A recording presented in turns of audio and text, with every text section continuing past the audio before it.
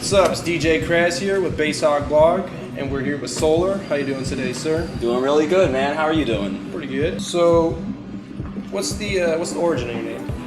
The origin of my name was back in 2006. I was hanging out with my good friend Eli, and he had a DJ setup that he got as a gift. And I started playing on it, and I really loved it. And then in about January of 2007, I started going to Exit, which was in downtown Hollywood near Young Circle.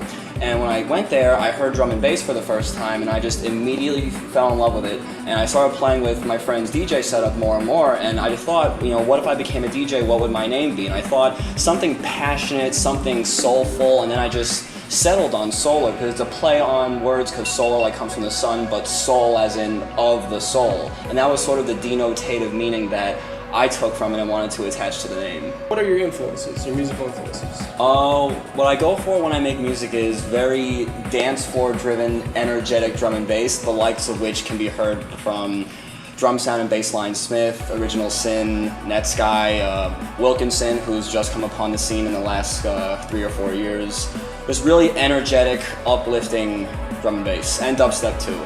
One element that I really like to use in music is heavy drums, because in old school jungle they use a lot of amens, a lot of clickety-clackety snares. I like really in-your-face snares and kicks. So I love stuff like that, and I love really uplifting melodies. What I really love, which I really learned from Original Sin, is the juxtaposition between really uplifting melodies and intros and then really filthy bass lines at drops. Yeah. Like one EP that really influenced me back in the day was Dr. Feels Good by Original Sin. It came out in the first half of 2009. And the title track, Dr. Feels Good, it just has this intro which has this very saccharine melody, very uplifting vocal, and everything about it is great. And then it builds up and it drops, and it's just an overwrought frenzy of just energy and power. Contrast. Yeah, exactly. What's the greatest contribution to your success so far? Greatest contribution to success easily is persistence. Because nothing is a straight line, especially in the music industry. There will be failures, you will meet people that you don't like, you'll meet people that don't like you. There will be any failure that you can imagine can happen in this industry, no matter where you are geographically. But the main thing that you have to do to be successful is to persist and persevere. What is the key to your live performance besides the outfit? Passion. I never plan sets, I never even have an idea beyond the first 3 songs of what I'm going to play. I always feel the crowd, and I just feel in the moment.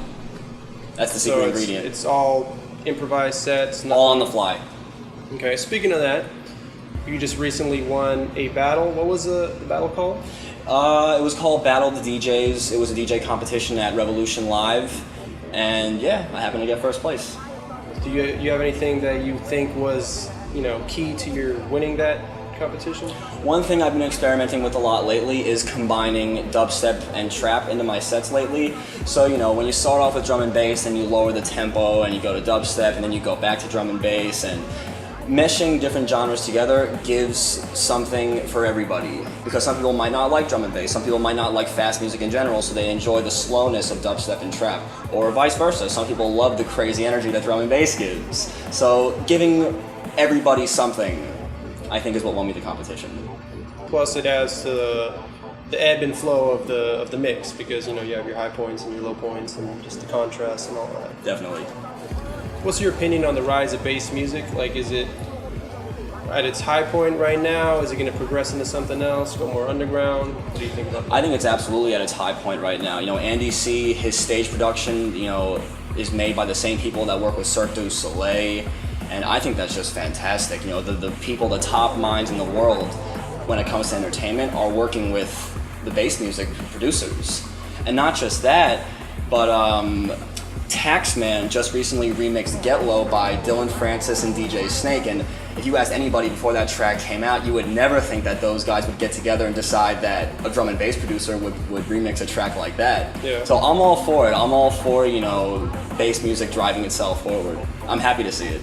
And it's almost like drum and bass is it's like making another round. It's coming back. It's changed a little bit. It's been influenced by what's out right now, and it's just coming for its round 3, 4. I don't know how many times. It's had its dips. It's on the uptick. What non-music activities do you take part in? Currently, I'm finishing up my last semester at FAU. I'm majoring in neuroscience. So I'm also volunteering in a lab. I just got a grant for a research project, actually. So I love science and I like research. So do you think that shows in your music, like your approach to producing and all that? Intelligence Explosion definitely borrowed from my interest in science, because I use a sample from Eliezer Yudkowsky, who's a research fellow at the Machine Intelligence Research Institute over in Berkeley, California.